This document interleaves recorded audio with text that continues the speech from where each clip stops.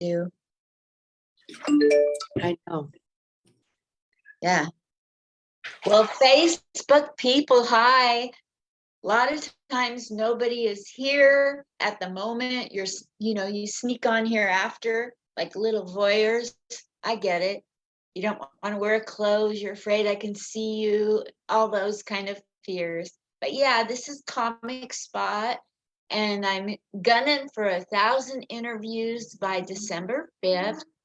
So I think I'm on target to make it, you guys, thanks to you all giving a rip about this.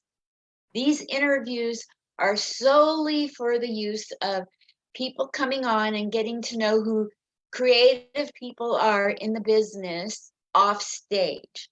So that's what we do with the interviews. We try to let you get to know them, who they really are.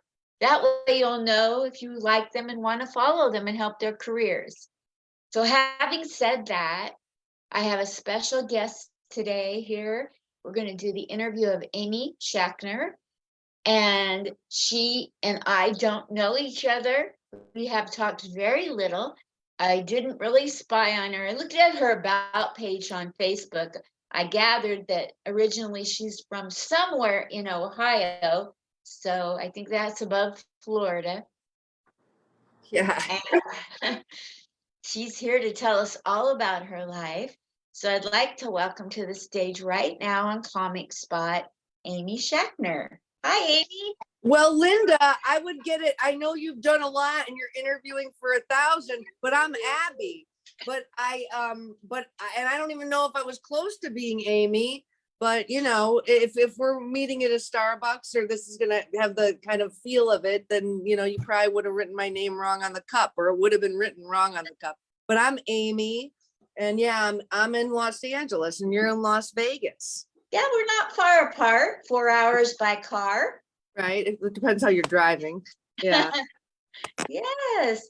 So you're originally from Ohio. Yeah. I'm Tell from me about, what's that? I'm from Toledo. Toledo, Ohio. Mm-hmm. Holy Toledo. How did it get that name? I have no idea. I don't know. How did Toledo, Spain get its name? Yes.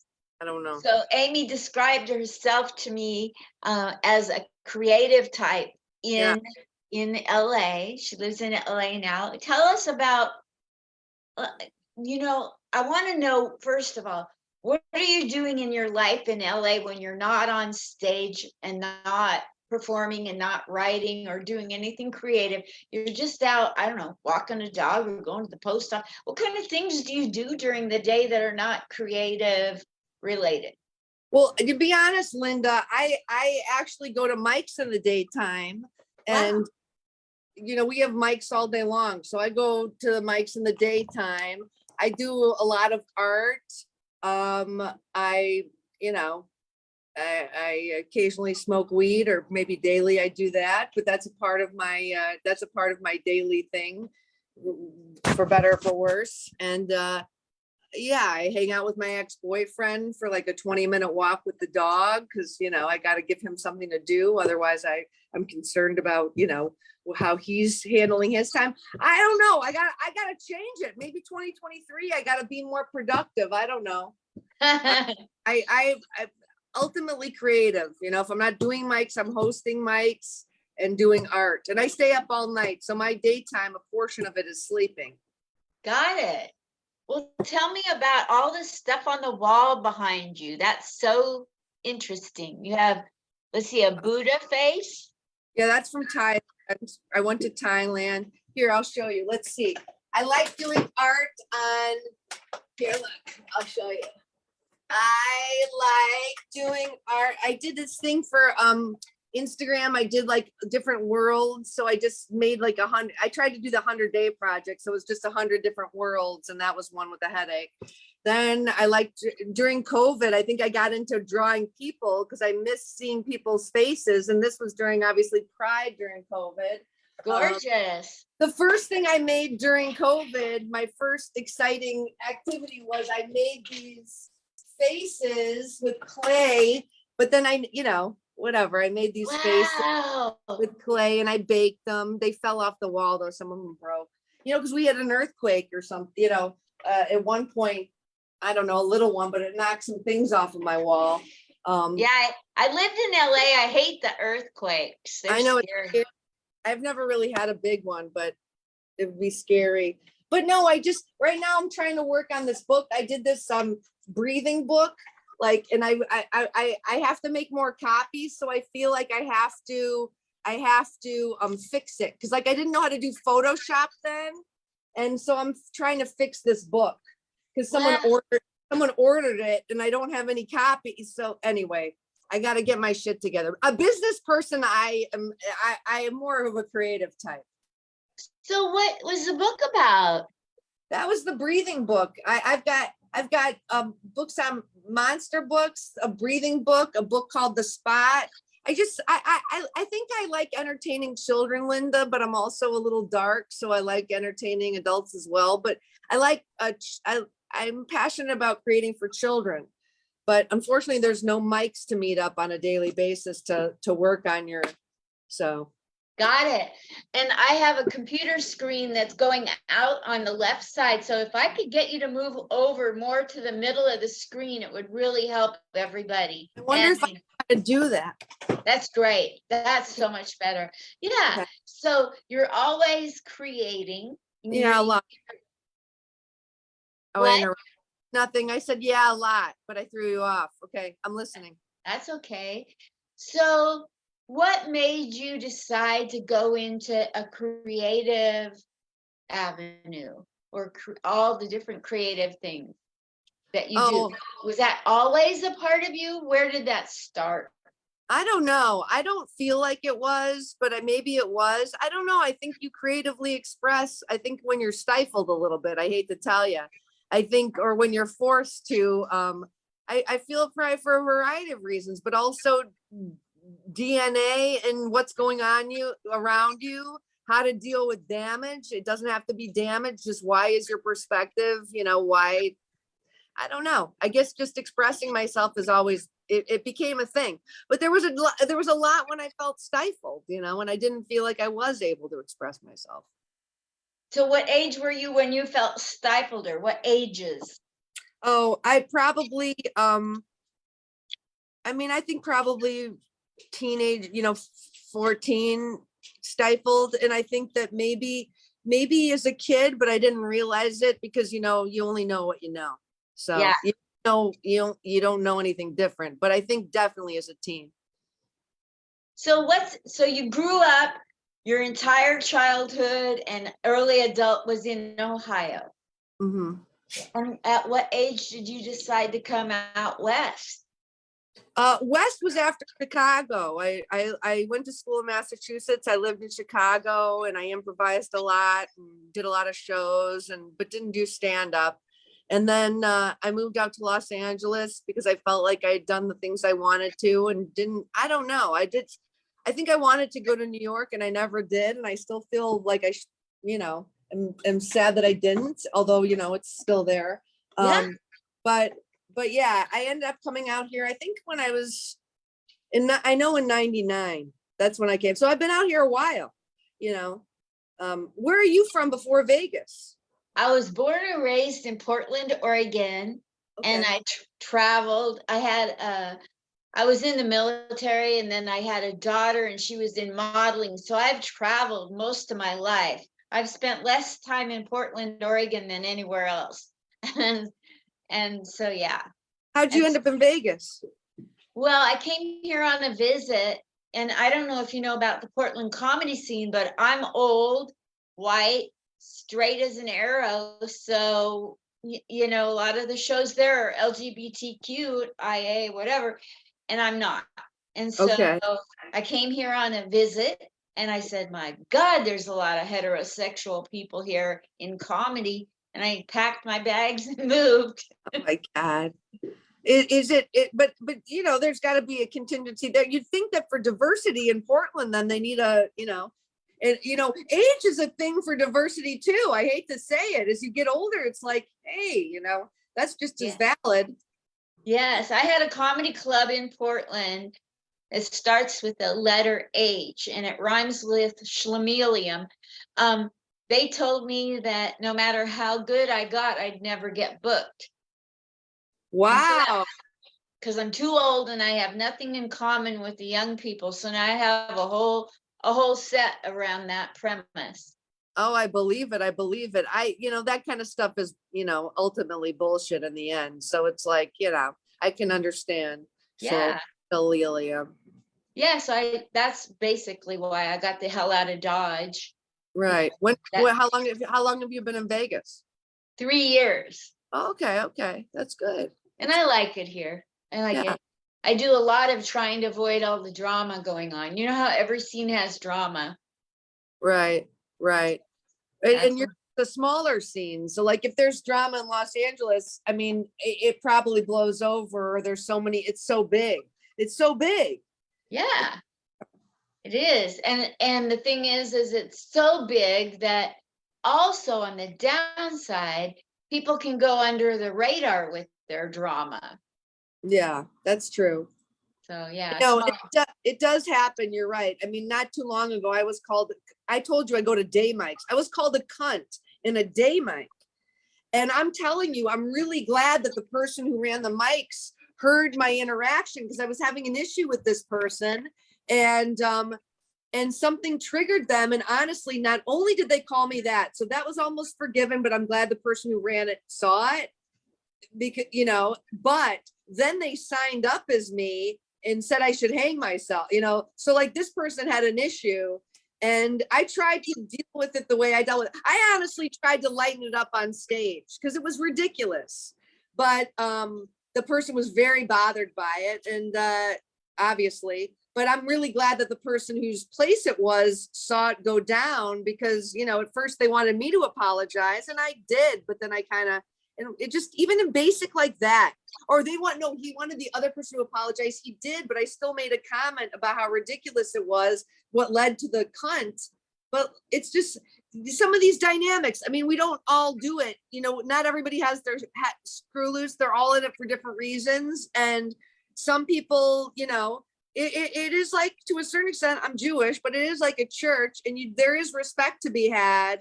And, you got to deal with that. And it is scary when you think that there could be a goofball out there against you. They can make it very difficult. And especially I'm not really a woman man kind of thing. I feel like gender is out of the equation when we do this to a certain extent, even if your perspective is of your gender. I just feel like it's funny is funny. There is no gender to that, but it is scary to have someone that you think could hurt you. Absolutely. Yeah. Oh my gosh. Nip that stuff in the bud. It creeps up everywhere too. It does. And you never know. I mean, it's not the most surprising to think that somebody could be upset and go and shoot somebody. You never know. That's right. But it is also nice. I mean, I really love the community. I light up. I mean, I don't go to all the bigger mics, but I do love when I do go because there's something about it. It's so funny because it's a craft that can be ultra painful. It can be painful. It sucks to suck. It sucks to, and even phases where you're not as lubed up in the brain or you're not as able to go with the flow, whatever it is. Everybody's approach is different. When people are true to their comedy and their perception, it's a lovely thing. And I think it's an endless craft. I love it because I think this is a craft that it's ageless, it's genderless. I do feel like it's all those things. So. Yeah. What's the best thing that has ever happened to you without naming names or clubs? Oh, well, probably when I was younger, and it probably threw me off too because it was so magical. I had sent it's so sad. It's so sad though when your best thing, sometimes the best thing is showing up. Honestly, now it would be the best thing is showing up and like all the life affirming things that showing up can bring. But I know when I was younger in my 20s, I sent writing to a place called, I think I sent it to Brillstein Gray, which was like the biggest management for a show called Dana Carvey Show. And a beautiful kismet thing with people, that mattered, that felt magical. But you know what? I got to tell you, as a comic, I hate to say it, or maybe it's just my upbringing, or maybe it's just my personality. In life, I'm hard on myself. I've been a sabotager. So it's like beautiful moments. I got to honor those beautiful moments and not belittle them when they're a year ago. And you're like, oh, because then they become 20 years ago. You belittle your experiences, or you feel like, and you know what? You can't do that. I admire people who are grateful for their opportunities. It's not like I can't say I'm grateful, but I don't think I was always grateful. I think I always thought that if you didn't get it or didn't work out, you ruined it. And you can't live like that. It's like we're showing up. I think that, keep on showing up. It's not an easy trajectory. It feels to me, I think it's special being someone who's done this for a while, or not necessarily stand up, but performing and expressing myself, because that means you really want to do it. That means you've got something to say. That means it's in you. That means that you are that. So, it's like in learning that nobody's going to tell you that. I think it's like, it's funny the phases you get into, because it's like, no one can tell you that you're not funny or you don't have a sense of humor. It might not go well that night, but they're not going to get you at your core. It's like, I already know now. So you're not going to hurt me that way. Yeah. But whether I know how to, always make it work 100% is, its own issue. There is no 100%. So No, to me, there isn't. There is not. Or consistent 100%. How about that? Yeah. It's hard, When was the very first time you decided to go up on stage? What was that like? What club was it? Well, I mean, I started, like I told you, as an improviser, and I've done a lot of solo shows. I performed for years. I started performing and creating shows in college. Stand-up's a different beast. Stand-up. I mean stand-up. Yeah. Okay. Yeah. You know what, Linda? I was kind of, and don't forget, when you say my name at the end of this, I'm Abby, just so you know. But just I'm reminding. Did I get your first name wrong? Every time you said it, even after I told you it was Abby, but I let it go. But if you say it again, I'm telling you, I'm not Amy, but I'm bringing it up at the last part. Abby, I'm so sorry. Don't worry about it. It's okay. No, I think really what happened was I really wanted to do stand up. I was very scared of it. I wanted to express myself. I felt like things were beyond my control in the world. And I really wanted to perform at an exit ramp, Linda. I live by a couple of exit ramps, and I wanted to perform at an exit ramp, but luckily there's a place down the street. So I chose to go to the stand-up club and not the exit ramp. So that is how I started. And it was probably, I don't know, almost 5 years ago, or 4.5. I don't know where it is in that. The very first time, Abby, what was that like? What was that like, Abby? Probably refreshing, because I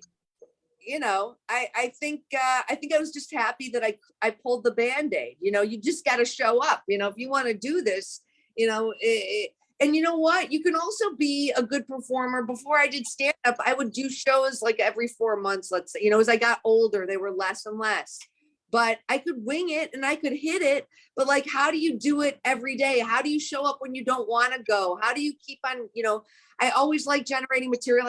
Didn't like repeating it, and I still have an issue with that. I'm not like a comic with a definitive set list. That's not what I do. But, just, it probably felt good, and it's still a challenge and feels good every time. It's always a challenge, and it doesn't always feel good, but on the whole, I'm happy that I stepped in the stand-up world. I'm very happy about it. Do you find that people disrespect you and your comedy because you don't have a defined set list? I have a friend in New York, and she can go off script, come back on, wing it, do crowd work. And I think she receives criticism for being able to be that advanced. Why would you receive criticism for that? Because I think some people are jealous, or some people don't maybe she does it so easily and so well that I think they assume she's not taking the craft seriously. Oh, well, I think that's weird. I don't think at all. I think that's a part of the craft. What I love about stand-up is, and I do think there's rules to stand-up, and that's why I'm glad I started doing stand-up, because as an outside performer, like as a solo person, a solo show person, let's say you make solo shows, to come to do a stand-up to an open mic, you're doing a different thing. You're not of the same. I do think it's good to learn the rules and then break them. But no, there's all the great thing about stand up is there's so many different types. I mean, like you can do, that's like saying to someone who just does character, you know, like you're allowed to do that. Or someone who talks about their life as opposed to someone who just likes to speak in generals, I just think there's so many types. So I think that that would be weird. So no, I don't. I give myself the hard time. Nobody else gives me the hard time. I give myself the hard time. I look at people that have definitive sets, even though I might have heard them 20 times, and I see them crush in front of an audience, then I think, oh God, maybe my way is not as valid. But I just think it's a constant flow. My approach shifts and changes every show. So, and maybe that's fucked up. It's probably hard on the head sometimes. It's hard on my head sometimes. So take me through what a typical set with you would be like if you don't have a set list. Yeah. What kind of things do you do in a set then? Well, I mean, ideally, it's best, Linda, when you start with a joke. So I mean, ideally, like I have 2 shows tonight, and I typically don't have 2 shows in a night. And I went to Mike's today. So sometimes I go off the top of my head. So whatever I didn't talk about is going to be the next phase. But I probably should just try to overall think of jokes, and then maybe think of some, because I got to tell you, style is also changing. It's nice to know where you're going. It sucks to like get, especially if you're intimidated. I feel like you can only lose a certain percentage of your personality when you're performing. If you're giving your power away, you don't know if you don't know if that's going to happen. I might go there and get intimidated or I don't know. So like, maybe it would be ideal if I come up with a loose list. It's almost like, remember the Nestea ad when the guy would drink or woman would drink iced tea and they'd fall back in a pool? It would be nice to have a set that you can fall back into jokes, but you don't need it. You've got the iced tea, but as long as you don't fall back into concrete. So maybe I'll make a nice cushion but here's the thing, Linda, it's like my comedy has changed too since I started, like before Zoom, during Zoom, after Zoom. It's like, you can learn one-liners, you can learn this, and then I don't know, one-liners can put a crimp in flow, but then flow might be interesting, or I might have been more long-winded without punches.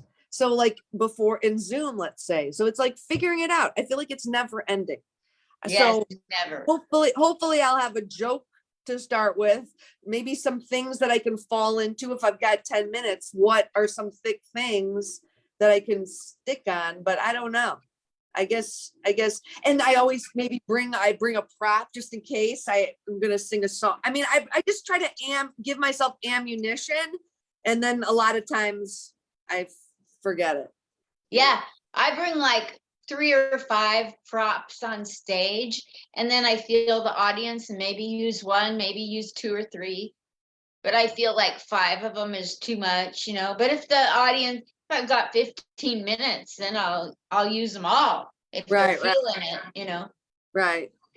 So I yeah. mean, I still have to get better at that. Like, who am I performing for? Sometimes you lay out a joke and you're like, shit, they're like 18 years old. They've been drinking. They're looking at me, like I just, I do need to get better at that. Like actually looking at the people, but sometimes we look at the people.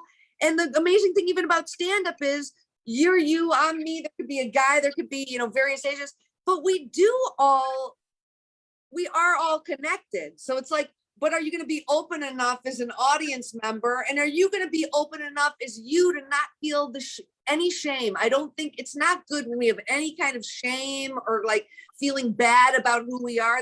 That makes it not good. We have to like accept it all, and then we can communicate if I accept it. But what's that secret, Linda? Can you tell me before we get off? Can you tell me what some secrets? Well, I think that we need to practice looking in the mirror and loving ourselves, and be really happy with who we are right now, this minute, when we get on stage. and then we come across as strong. If we come across as not really not comfortable in, I saw one comic the other night and he wasn't comfortable in his own skin. And it was so uncomfortable to watch him. And it's like, I want to see somebody that feels comfortable in their own skin, in Right. their own moves, in their own communication style, Yeah. You know what I'm talking about with improv. I do. And just in general, like I think I read last night, because often, like every so often, I'm like, how to do stand up. I have to look it up. How to do stand up. But I read last night, I think from Jerry Corley, because he's got a lot of stuff out there. He's I like, love Jerry. he's like, I don't know him personally, but I watch the videos or whatever. And this one, he said, they're going to feel what you're feeling. So like, which is interesting, because if you're like, I mean, I guess if you're heady or something and you long to like figure it out, then that means they might be with you. You're trying to like undo, but yeah, it's kind of weird. Like that's like almost like why sometimes in mics, when people laugh when someone admits that something's not going well or something in Los Angeles, they laugh. Like sometimes the biggest laughs come from failures, but it's almost because the person's taking the top off of what they think they should be, and they admit that they fucked that joke up or whatever. And there's something kind of nice because you get a glimpse.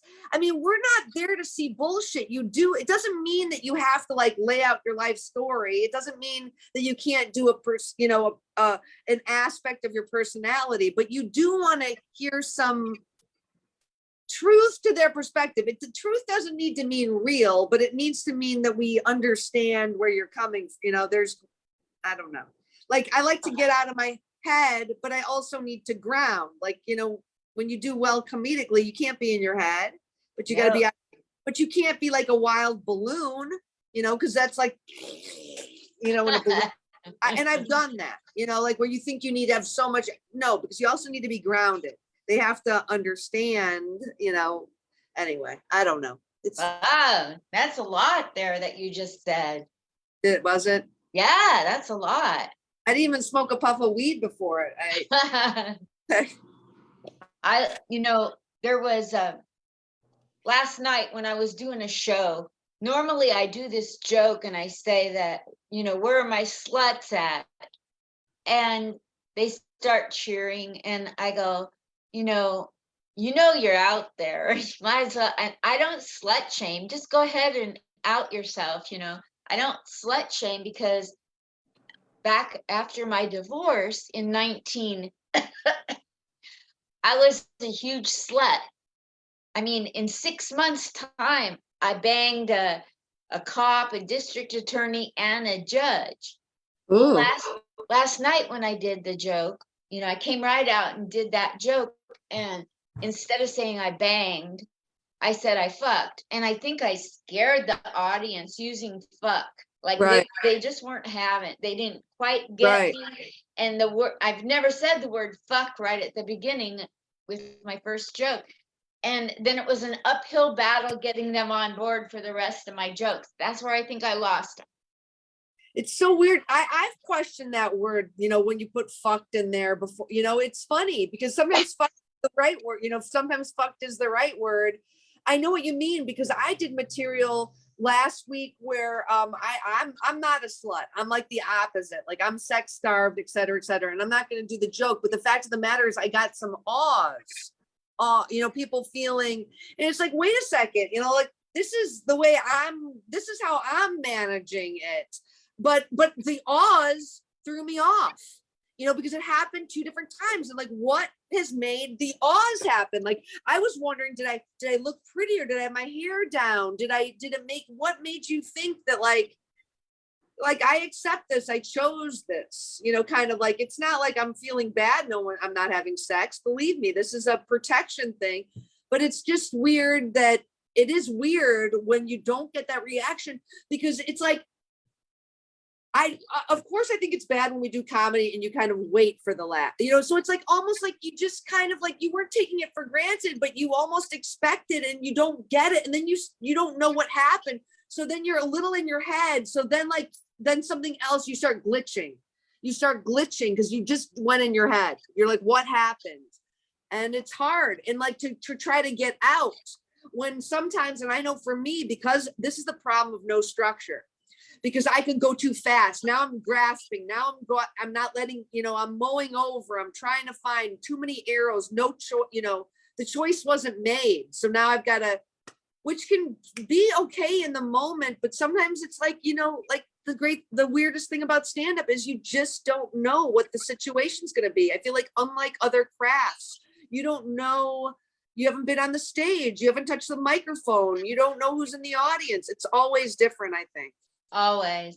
The club I was at last night, 3 or 4 people came up to me and told me how don't change anything, don't worry about it. This club always has to have, like proving yourself the first time. They're not like gonna, and you know, I don't really care. I know these jokes work. They work in a nursing home, Right. if they didn't work here.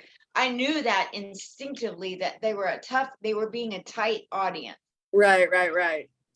Yeah, so you know what? So then the good thing is, and that's a good lesson, and I might take it too, is that if you know there's a tight audience, we got to come up with some jokes to like how to loosen them up, how to comment on that without, how to get out of that if people are tight.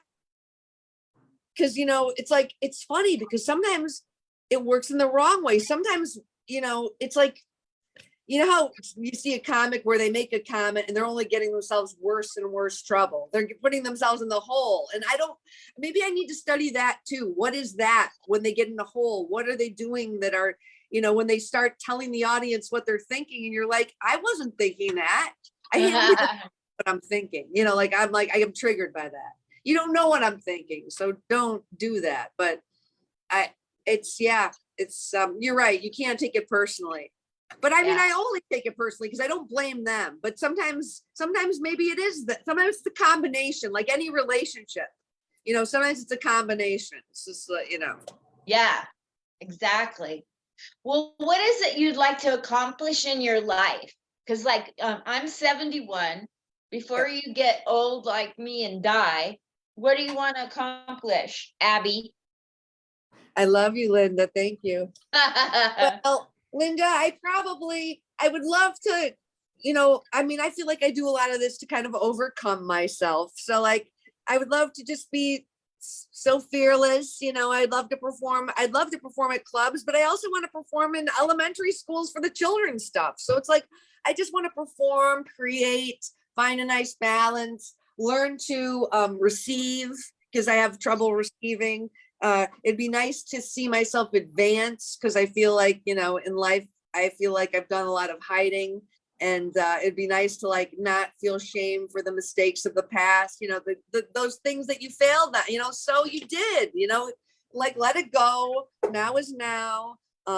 So for now, I guess I would hope to continue to show up and to get better and to figure out if not being structured starts to bother me, then learn how to have structure in my way, learn to be grateful for all the good and the bad. And remember that that's what you build on. It's not wrong to fail, but you can't hide it, because that shit under the rug isn't a good foundation. You need to it's got to go with all the successes, the failures. It's all part of it. And I guess to embrace more, to be more accepting, to not think that all the stuff, to just be okay with self enough to put yourself in front of people of all ages, genders, colors, whatever, and accept this is the way I see it.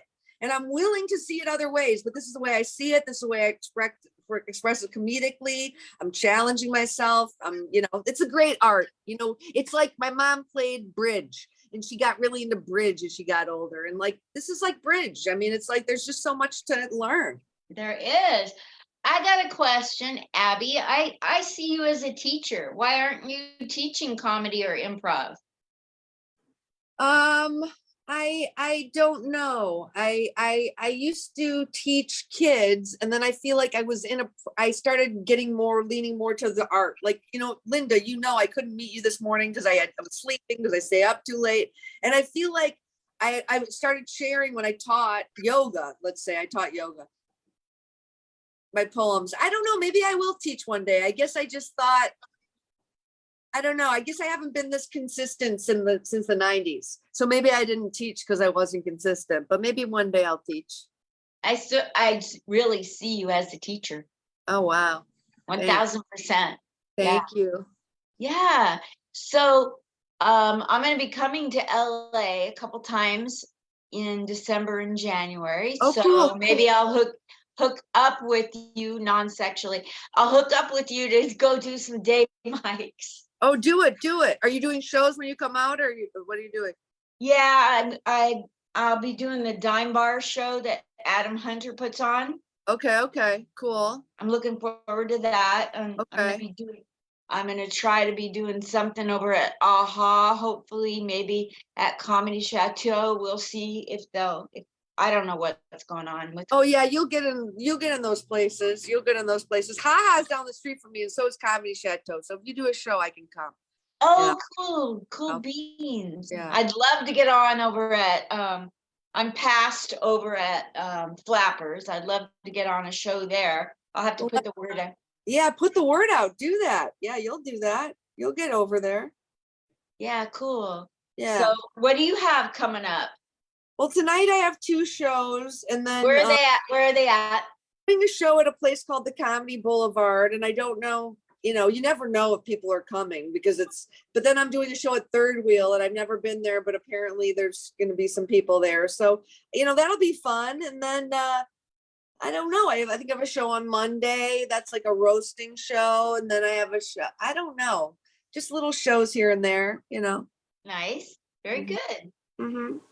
So, well, is there anything where do you want people to follow you in case anybody is like a nice stalker? Well, I mean, I would say first I'll say my art Instagram, and then comedically I'm still a little bit hidden. But for comedy, I'm on Instagram at Pretty Sexy Hag. But I'm Abby Schachner. So like if you follow me on Facebook, Abby SCHACHNER, I'm on there and stuff post. And then I'm also on Instagram with the art at your _friend_Abby. But yeah. Super. I love your art. Thank you for showing me. Thanks, Linda. Yeah, welcome, Abby. If you get to Vegas, you better look me up. I will. I'll let you know if I'm going to Vegas. Will you really message me and tell me when you're coming to town?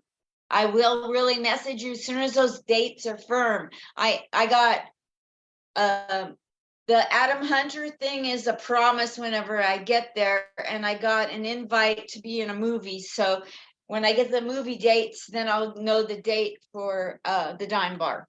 Okay. And then I'll do the Flapper AHA kind of stuff. Ha ha. And ha ha ha ha. Yeah. Eureka. Yeah, exactly. Nice talking to you, by the way. I'm Jewish too. Oh, hey now. Okay. But I'm not the right half Jewish. It was my father. You know what? Honestly, Linda, I think that's the same case with me, but it took me till 51 to realize it, that my mom just did the mikvah and all that stuff, but she's not really Jewish. My father's Jewish, but it's in my blood. And you know what? Fuck it, And I I am with a guy, I expect him to be circumcised just because that's what I prefer, but that's me. Absolutely. Absolutely. Well, it's so lovely to get to talk to you and get to know you. You too, Linda. I'm sorry I ended on schlong. Bye. Bye, Abby. Talk to you later. Thank you for doing this. Yes, thank you. Bye, Abby.